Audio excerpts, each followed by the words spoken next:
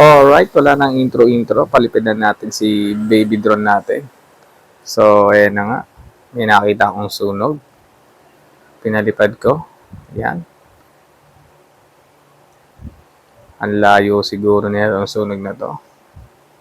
Ayan guys, oh. Kitang-kita niyo yung usok.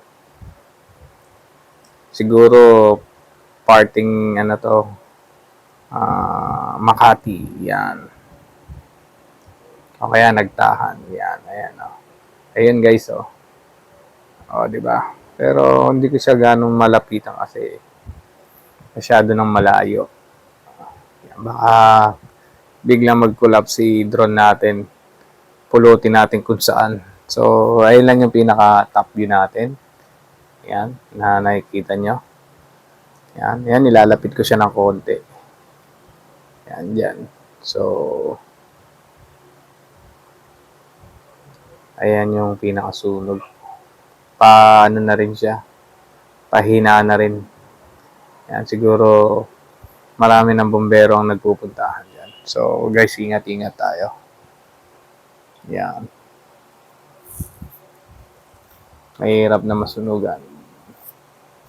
So, ayun na nga.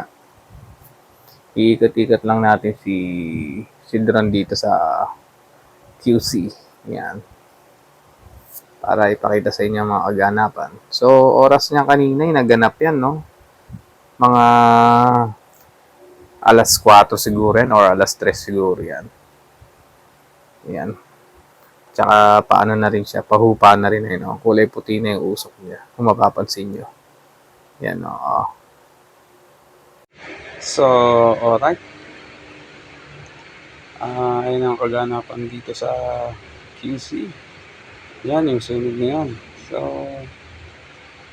wala na siya. Mahina na. So, maraming salamat sa mga sumusubaybay sa atin sa YouTube. Yan, subscribe nyo lang po ang ating channel. Yan, Dazzler TV. Okay, para updated kayo. So, ayun yung kabila naman. Ayan yung cemetery. Yan. North Cemetery yan. Yan. Laki, oh. Malawak ng lugar na yan. Kaya,